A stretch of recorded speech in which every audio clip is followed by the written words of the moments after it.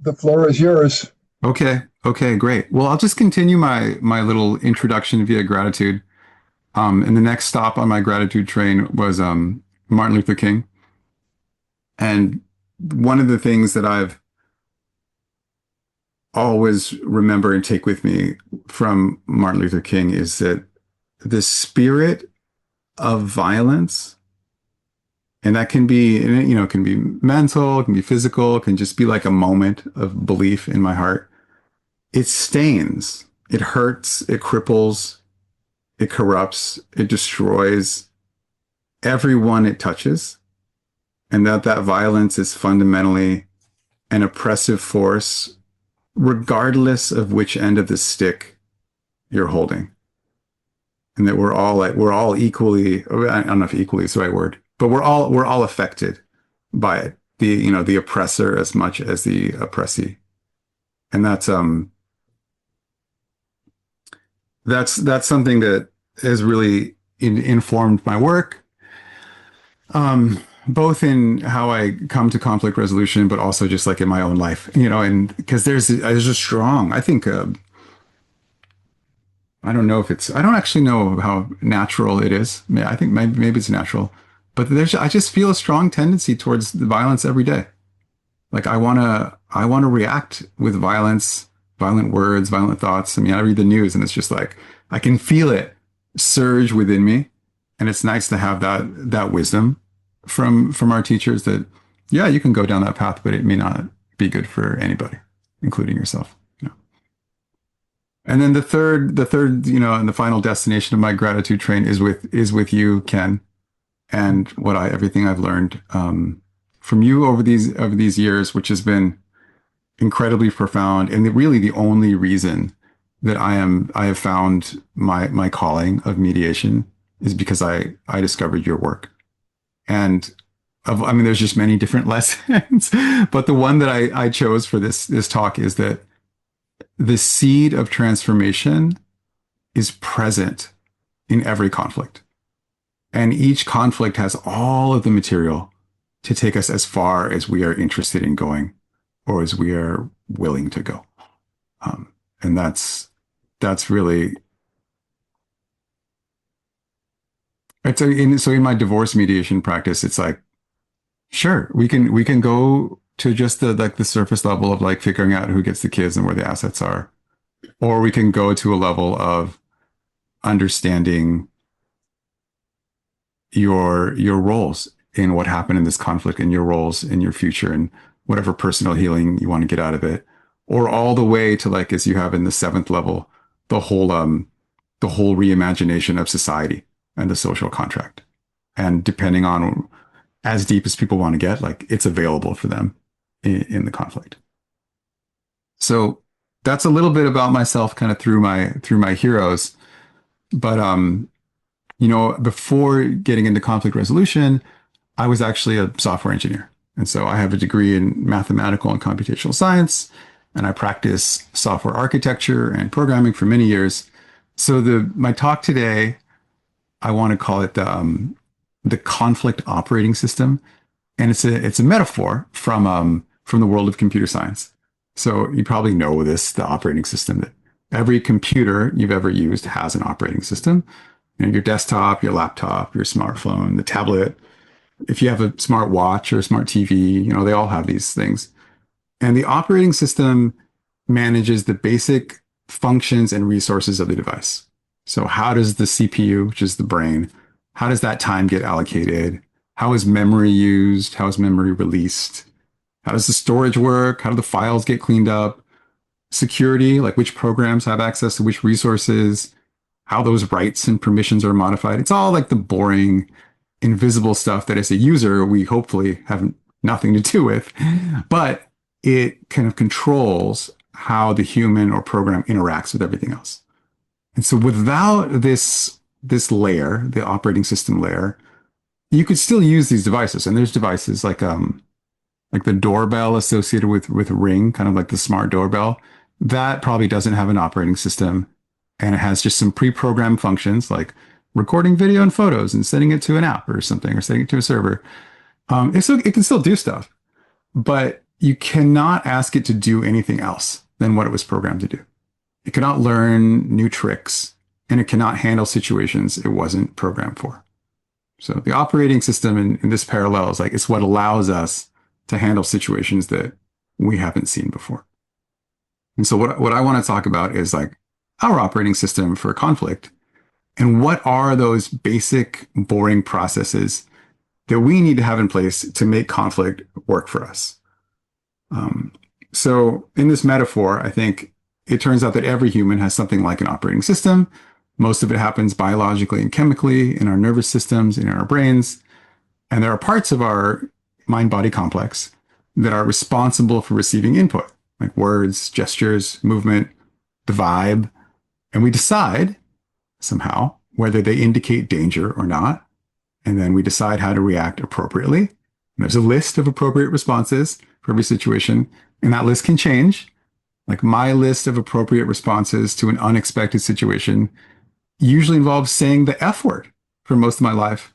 And then my daughter turned 4 and started copying me. And then my list of appropriate responses changed because it had to. So similarly, I think just like we all have an operating system individually, I would say every relationship is unique and has its own rules, its own patterns, its own customs, and its own operating system for conflict. And the task of the conflict operating system, as I imagine it, is to answer the following questions for that relationship. And so the 3 questions that at the base it has, and there's probably more, are: what is a conflict? When is a conflict worth addressing? And how should I address this conflict? So in some relationships, we talk about these things explicitly, and we have answers to these questions. And as people interested in mediation and trained in mediation, I think we have a higher chance of having done that.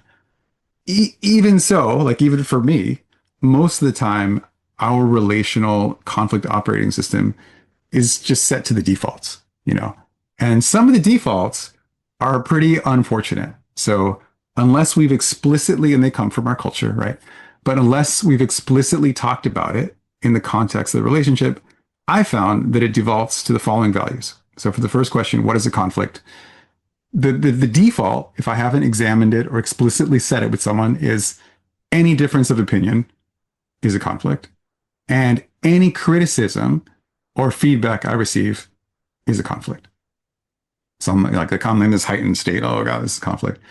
And then when is a conflict worth addressing? I'd say the default for most people that I've encountered, including myself, is only when there's no other option. Or that's actually the good one. The other one is never.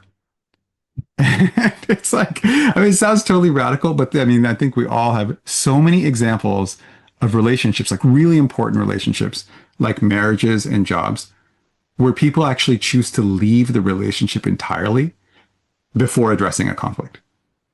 Because the answer to that, when is it worth addressing, is never. And especially before addressing like our own role or their own role or contribution to the conflict. So what is a conflict? Any difference of opinion? When is a conflict worth addressing? Never, or only when there's no other option. And then how do I address the conflict? It seems like, you know, a posteriori, based on the evidence, the way we normally address conflict is complaining, gossip, yelling, bitterly accommodating. So accommodating, but not with an open heart, or like kind of politicking, going around and just working the whole system around the conflict rather than addressing it. So this default conflict operating system is something I call conflict avoidance. And, you know, I don't find it very useful, but most of us do it. And, you know, I grew up with this system and most of my relationships still use it. And of course, it doesn't make me a bad person, but it does make me someone who's often using a system that's not very useful. So not very helpful, but it's actually really coherent. And this is like, I think this is an important point, that the reason most of us run this system is that it's coherent with a very deep and popular belief that most people have, often unspoken, which is that conflict is bad.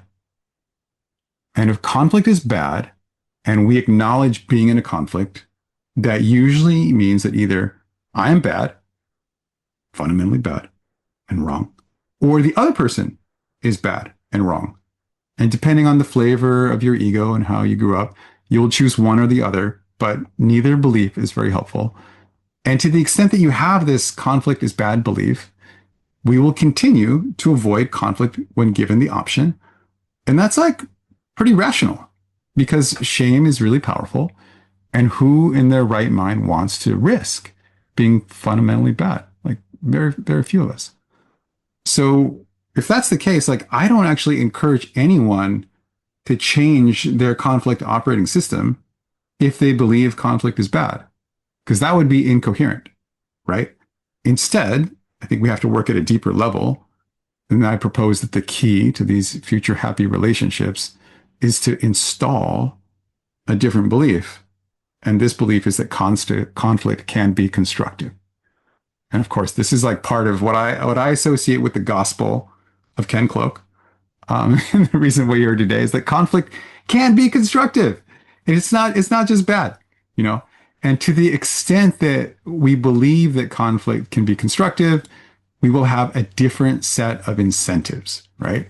And then, and only then, does it make sense to invest in developing this conflict operating system for each of our most important relationships, spouse or kids or parents, supervisor, colleagues, you know, annoying clients, whatever it is, all of the relationships that are important. And so, you know, with that in mind, so here are my three answers to the conflict operating system questions. Like these are not the defaults; these are the ones that I've come to through really Ken Cloke's work. And you know, I believe that they set us up for success, right? So, what is a conflict? A conflict is an opportunity for synthesis. So synthesis is adding two things together to get something you didn't have before. If a conflict is an opportunity for synthesis, that means that neither party to the conflict is 100% right. Neither party owns the truth or the right way. And so it means that there is an opportunity, there has to be an opportunity for improvement in some way behind each conflict, which means that there is something to be excited about in each conflict, some better way that we didn't have access to before. And it's actually the conflict that is the gift that is giving us access to this thing we didn't have access to. So that's the opportunity. The second question, when is a conflict worth addressing? I would say a conflict is worth addressing when it has relational consequences. Conflict is worth addressing when it has relational consequences. So if dealing with it or not dealing with it is going to make an impact on an important relationship, it's worth dealing with. So as an example, my in-laws are in town right now, and my in-laws put all my little spatulas in this little ceramic thing next to the stove that I only use for the wooden stirring spoons. And instead of putting it in the drawer with all the other silicone and plastic kitchen implements. So is that just going to be annoying for a week, which it definitely is, or is it going to have relational consequences? And it really depends, right? Because it's like, are they trying to assert dominance over me and my kitchen, and I have to put them in their place as the master of the house? Or they have no idea about my stupid, like, anal little system for kitchen organization, right? And the answer to that question is going to determine whether the conflict has relational consequences. So like for me, because I know that it's just like, they don't know my weird system, it's not worth addressing. It's just like, I can just deal with it for a week and it doesn't actually matter because there's nothing behind it, right? Okay. And the third question, how do I address the conflict? And this is me, Ken, you tell me if I'm wrong here, but this is me really channeling kind of what Ken Cloke would say. I'm trying at least that conflict should be addressed in a way that works for all the parties involved. So it's like, it's perfectly true, but it like puts the burden on the people in the conflict to figure out what that is, right? So in some way, as my answer to the third question, it's a little bit of a cop-out, but we'll get into it later. But what I think is interesting about this is that you can address the conflict in whatever way works for the people involved. And another word for that is culture, or this is how we do things in my family. You know, in some places or families, maybe nobody ever makes eye contact. And that works for the parties involved. And in other relationships, both people need a moment to yell and swear and sweat and say insults that are totally not true before they can address the actual problem. And that works for the people involved. But neither of those approaches worked for me. So they couldn't be part of a conflict operating system for a relationship that I was in, you know? And if one person in a relationship is in the, oh, I never raise my voice, even if someone stabs me culture, and the other person is in the like, I'm going to yell and swear culture, then that relationship has a lot of very explicit work and conversation ahead of them to address conflict in a way that works for all the parties involved, right? So maybe here's a story that could illustrate some of this. This is a story about marriage and divorce. And I really like marriage and divorce stories because they're usually intense and because most of us have direct experience with somebody's marriage and somebody's divorce, often our own or our parents. So I'm going to call the characters Alice and Bob. So I met Alice on a work trip and ended up having a deep conversation with her on this train to the airport. And one part of her story was her second marriage to Bob. So Alice and Bob got together when Alice had 6-year-old twins and was a single mom. And Bob was just this great partner and stepfather. And the family did all the really like practical parts of life really well together. They lived well together. They cooked well together. They did the life thing together. But Alice never felt that Bob was her soulmate. And this kind of concept of hers. And she was frank with him about this from the beginning, but it didn't really matter to each of them. You know, she was able to be honest about that, but they still had this like great relationship in marriage. And at the time, you know, she had other more pressing needs than a soulmate, and you know, they were both okay with that. But then 10 years later, Alice noticed something change inside of her, like an openness or a desire for something more. Just something was changing. And she, at the same time, or somewhere around then, she noticed herself starting to fall in love for this new business partner she had. And she was immediately alarmed. And so what did she do? She went home to Bob and she's like, hey, Bob, I think we got a problem. Something's happening with me. I don't quite understand it. I think it's related to that whole soulmate conversation we've had this whole time. And I think I'm falling in love with my business partner. What did Bob do? He just totally ignored her. He consistently ignored the conversation every time she wanted to talk about it until a year later, she moved out. You know, like as predicted. And so then the question, of course, the obvious question is like, well, why? Why did Bob refuse to engage in dialogue with Alice about their marriage? And, you know, I heard the story from Alice, so we can only presume, right? But personally, when I hear this story, I think he was afraid. You know, he saw that change in her as a bomb that was about to detonate his life. And for the record, he was right? His life was totally detonated. And so at this moment, you might feel, I mean, I certainly felt as I was having this conversation with Alice on the train, a temptation to criticize Alice. And she, you know, she expressed that she had a lot of shame around what happened, or for us to be like, oh, you should have done this, or you should have done that. And that's might be normal for us. But from, you know, thinking about Bob, from Bob's point of view, like Bob cannot control Alice, right? That was never their relational pattern. There are relationships where one person fully controls the other person for their whole lives, and they're generally not relationships we want to be in. But this is not how Alice and Bob were relating. He couldn't change how she felt. He couldn't force her to feel her previous way of feeling. Those were not options available for him. Like the options he had, this was his menu. Menu item 1, accept reality and co-create the next steps of his family with Alice. And menu item 2, deny reality and just like let the change happen to him.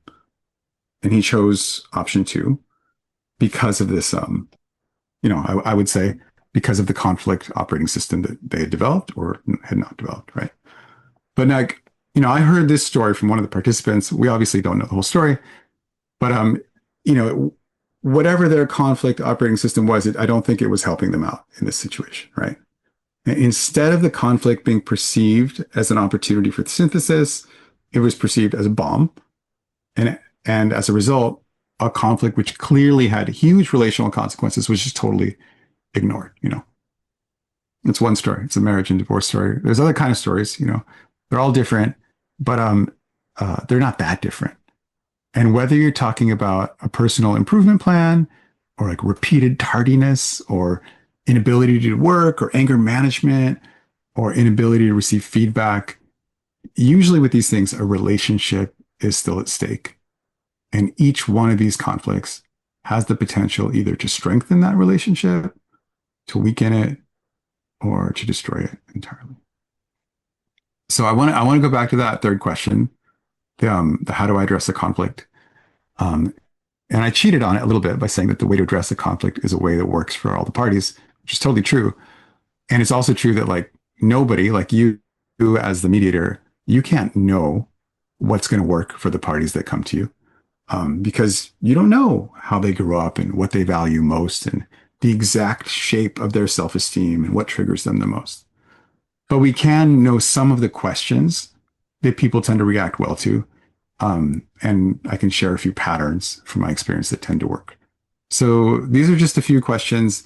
In Ken's books, there's, literally hundreds of questions like this that all of which, and I try them, I like go through them and then I write some down. I try them in mediations and they usually work really, really well.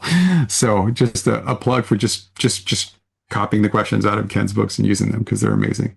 So things that have worked for me in the past are, how do you like to receive feedback? What's the worst thing I could say to you in a conflict so I know and I don't say it? What helps you feel safe during a difficult moment? What does respect look like to you? Because everyone's always going to use the word respect, and it means something different to every one of us. What is your favorite way of being appreciated?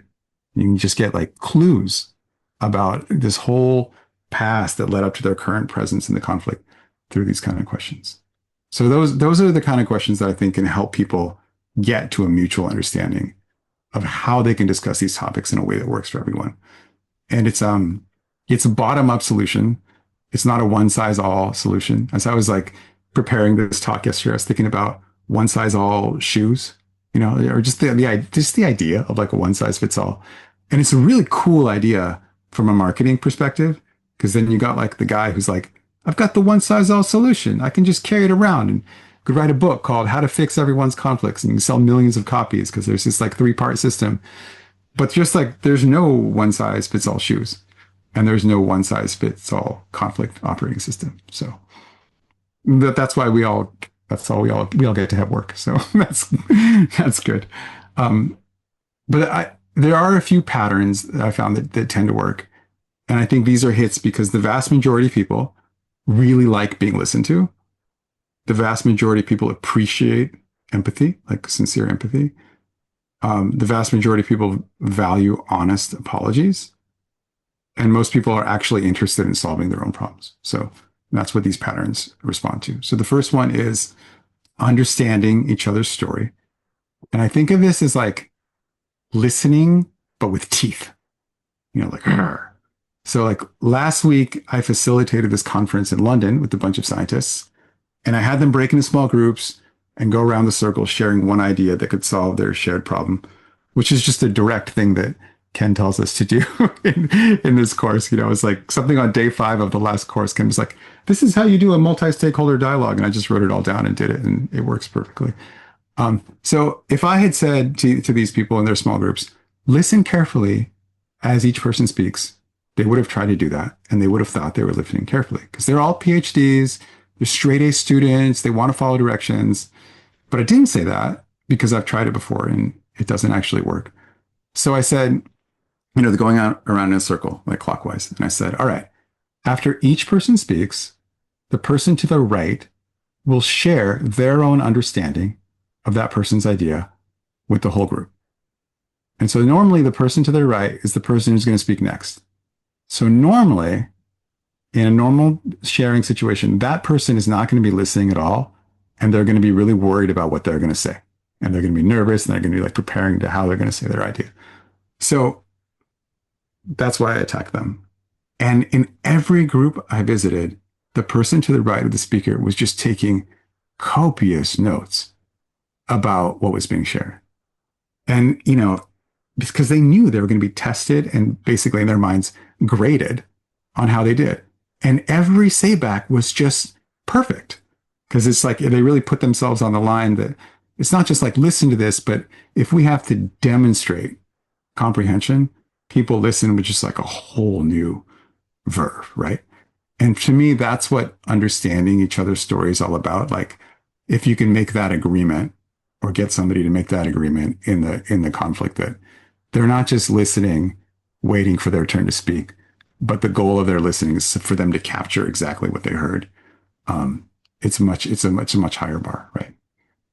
And specifically, it's being able to say back to the person what happened, how they felt, what they want now, and why they want it. And this actually happened to me the other day because I now co-own this firm that does all the special education mediation and facilitation for the state of Washington. And one of my colleagues requested a meeting the other day. And we started the meeting and she told me, she's like, she had it all written down. She's like, hey, I'm feeling frustrated. I'm feeling disrespected, feeling belittled, feeling unheard. And she recounted specific examples of my behavior that she interpreted as condescending. And then she was like, hey, I want to find a way to have a good working relationship. And then I did exactly this process we just talked about, that instead of responding to her criticisms, which was very tempting, or defending myself, which was really what I wanted to do, or making excuses for my behavior or attacking her, I just told her back her whole story. I said what she did, or we said what I did in her memory. I said how she felt. I said what she wanted and why I think she wanted it. And she said, exactly. And that exactly, it was almost like the world just like cracked open. It's a really good word to hear in a conflict. I feel like it just sets everything that happens after that is just immediately set on the road for success when somebody says exactly. So in my mind, it's almost like that's the real litmus test of like, if you did this right, if someone's just like, exactly, you know. So that's the first pattern. The second one, I call acknowledge your role. So this is an interesting limit to the first pattern, that understanding someone's story does not require corroborating it. That's kind of a nice thing about it. I can do a really successful say back to an injured colleague without accepting any responsibility. Like they'll feel heard, they'll feel understood at the end of that process. But oftentimes that leaves something missing because I just said what your experience is. I haven't corroborated, right? So, but if I can acknowledge my role in your story, which sometimes I can do and sometimes I cannot honestly do, right? Depending on what your story is. But if I can, then we have a shared understanding of reality. And that shared understanding is incredibly validating and relaxing. Like if I had done say back to my colleague and then been like, yeah, but that never happened. It's very different than, oh, looks like I really messed up. You know, it's kind of, I don't know if we have a word for this, but it's the opposite of gaslighting, where instead of being like, this is not what happened to you, it's like, yeah, we have a whole intersection of our realities, you know, and it could be like, I messed up, or I'm sorry I said that, or I wouldn't say it that way again, or I actually don't believe those things that I said. Or sometimes it's just like, oh, I don't know why I did that. You know, it can just be totally honest. But those are all things that I think work for me. One thing that I hear that does not work for me personally is, I'm sorry you feel that way. Because that's again, there's no shared reality at that point, right?